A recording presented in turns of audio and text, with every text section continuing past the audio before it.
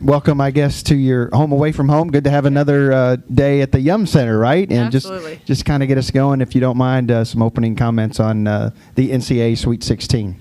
Yeah, just really excited to be here. Obviously, back in the Yum Center, we had an awesome turnout this year on a Wednesday night against Notre Dame, and so we feel like we can pack this place for NCAA tournament. I feel like this regional is extremely tough for great teams, and we're going to have to play great, but we're definitely excited, and excited mostly to be in front of our fans.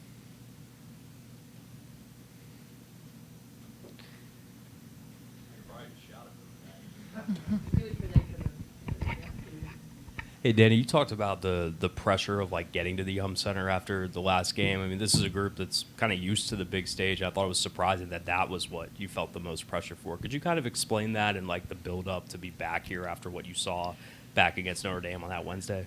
Yeah, I just feel like we had a really tough first round draw with Purdue, and we have a little bit of a rivalry going with them just because we played them the last 4 years, and so I think that game we felt a lot of pressure, and there was just build up to get back here. You know, you have your friends and family and fans coming up to you. We can't wait to see you guys in the Yum, and we can't wait to be back there. So everybody's saying that, but you have to get through two great teams first. And so I just feel like getting here kind of took some relief and some pressure off our back, and we can play free. And it takes a whole season too. I don't think people realize that you literally have to play great for 5 months to get a top 4 seed, and extremely hard to do. And so it would have been really disappointing to earn that top 4 seed and not even make it here. So I felt as a coach a lot of pressure in that second round match because we wanted to be here so badly, and we know how big of an opportunity it is.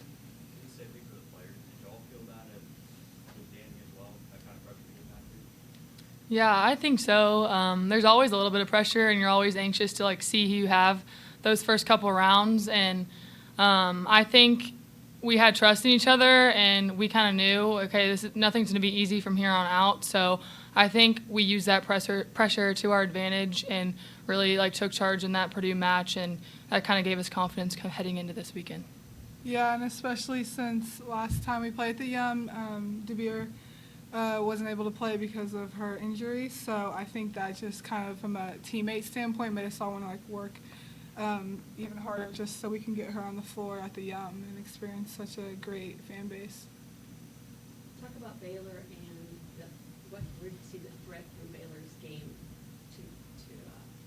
I think Baylor's very balanced offensively. You look across their stats, and a lot of their players have over 200 kills, so they're very evenly distributed. And we have a great setter. She's young, but was freshman of the year in the region, and just very, very talented. So we know that they are a great offensive team.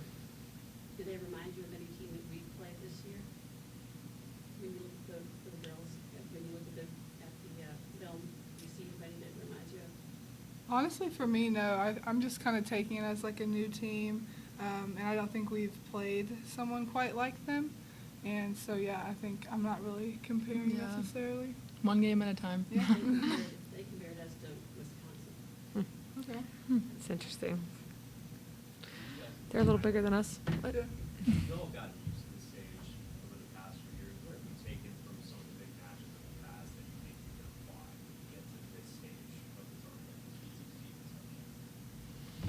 I think we really realized that in the Final Four last year, just having that environment, it's easy just to get caught up in things, and we just realized that every set counts. And I think last year we have learned a lot from that, and to really make sure like we're ready to start strong this year and not take anything for granted, because we've been there before, but we don't want that to happen again for sure. So I think we have a lot of experienced players that have been there, and we're ready. We have a lot of strong personalities on our team, yet they voted you two the leaders. What are your leadership styles? Describe your leadership style. I would say I'm more of like the hype woman. Like I hype everybody up, but also just like holding people accountable. So I'd say those are my two main leadership styles. I like to kind of instill confidence in people when maybe they're needing it. Yeah, I agree with that. She definitely holds people accountable a lot, and that's what we need. We need someone in our gym to get everyone going. And I think for me, I am the vocal leader, so just talking, cheering everyone on, but also trying to help each other and like help with the technical stuff too. Just not just random noise and random yelling. Just trying to actually be good on and off the court as well. So I think those are the big parts for me. Danny, you agree with those assessments of each other?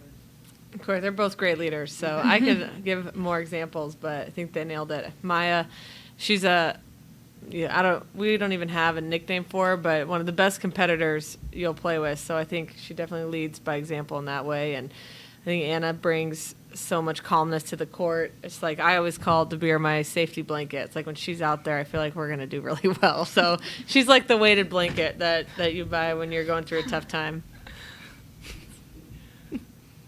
I got one more. You guys haven't lost a set, I think, in 5 straight matches so far. And Danny, you talked about your middles really coming up big this time of year. Is that the thing that's really clicked over this past 5, or what do you think has changed to not be able to drop a set in that long? Yeah, I think our middles have been huge in that. Just, PK, who is new to the court this year, her and Kara split a lot of time, and they still are. We're going to need them both, I think, to win tomorrow. But just to see her develop and make plays, that's been huge, and that wasn't something that we expected right away just because she was so new. So she's really emerged late in the season.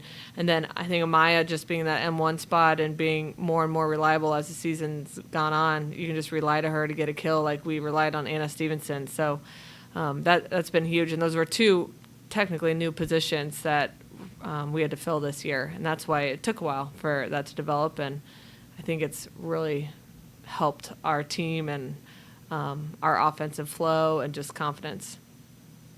You want to talk about Raquel just briefly, what she brings to the team? Yeah, Raquel's a really fun player, plays with tons of emotion. She wants to be the best. She's a student of the game, so she's just added so much to our team this year. We really needed that experience, and we needed somebody that, had a little chip on their shoulder and wanted to prove themselves. And so that's what she brought into our program. And it's crazy that she's only been here for, 6 months. It feels like we've had her for much longer. And that says a lot about her personality and, how she really took this team and embraced them and just emerged herself from day one. And just one more question about Elena. As a hitter and as a middle, you don't get any swings if she can't pass the ball to your setter. So what has she meant to the team for both of you?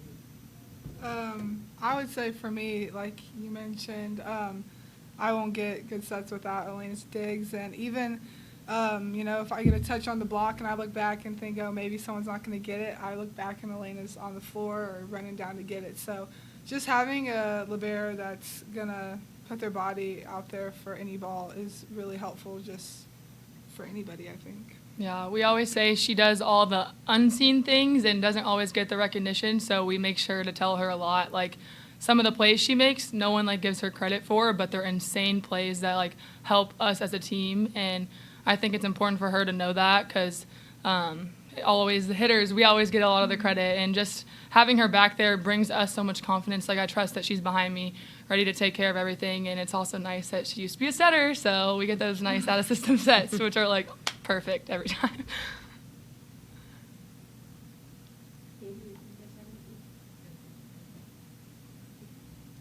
All right, thank you. Thank you. Thanks.